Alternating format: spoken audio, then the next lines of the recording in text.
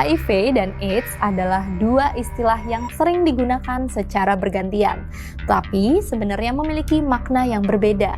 Nah, HIV sendiri atau Human Immunodeficiency Virus adalah virus yang menyerang sistem kekebalan tubuh manusia. Nah, virus ini melemahkan kemampuan tubuh untuk melawan infeksi dan juga penyakit. Jika HIV tidak diobati, infeksi ini dapat berkembang menjadi AIDS atau Acquired Immunodeficiency Syndrome.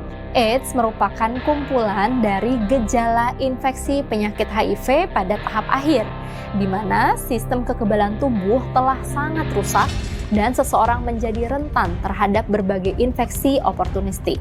Logikanya seperti ini, di dalam tubuh kita terdapat beberapa bagian yang berfungsi untuk pertahanan tubuh, yaitu imunitas tubuh. Nah, imunitas ini adalah seperti tentara perang yang berada di dalam tubuh kita.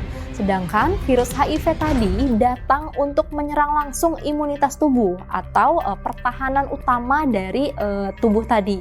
Nah, pada saat kita tidak memiliki pertahanan utama, tentunya penyakit apapun, bahkan penyakit yang ringan seperti batuk dan pilek bisa menjadi penyakit yang berat pada tubuh seseorang yang menderita HIV. Nah, hal itu tentunya akan menjadi berbahaya. Jadi, daya tahan tubuh tadilah yang diserang sehingga berbagai macam penyakit yang ringan sekalipun akan mudah masuk ke dalam tubuh dan menjadi berat pada pasien-pasien HIV.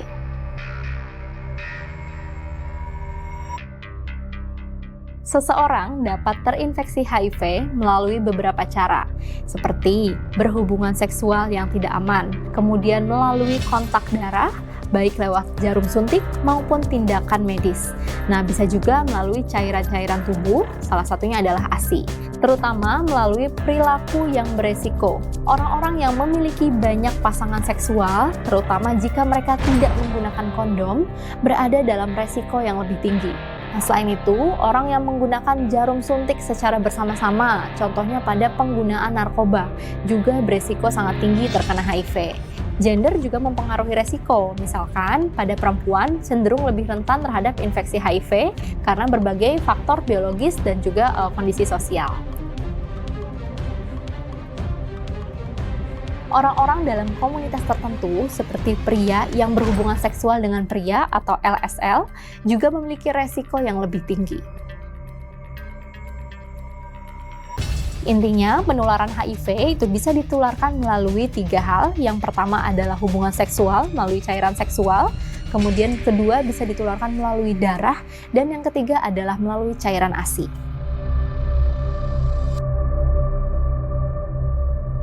Baik, jadi sebenarnya penyakit HIV sendiri tidak menimbulkan gejala yang spesifik ya pada awal-awal. Namun seiring dengan berjalannya waktu, dengan imunitas yang turun, dengan viral load yang meningkat juga, itu bisa menurunkan daya tahan tubuh sampai di tahap yang paling rendah, sehingga penyakit apapun bisa timbul. Bisa terjadi jamur di area mulut atau dinamakan kandidiasis, bisa juga terjadi infeksi jamur di area paru-paru, kemudian bisa terkena TB paru dengan sangat mudah. Lalu seseorang juga bisa terkena infeksi pencernaan seperti diare yang berkelanjutan dalam jangka waktu yang lama, dan bahkan ada penyakit-penyakit lain yang bisa menurunkan berat badan secara drastis. Jadi apabila terdapat infeksi-infeksi yang berulang dan seringkali mudah terjangkiti di seseorang, tentunya harus diperiksakan, apalagi jika seseorang tersebut memiliki faktor-faktor resiko untuk terkena HIV, tentu perlu dipertimbangkan untuk memeriksakan HIV di fasilitas kesehatan.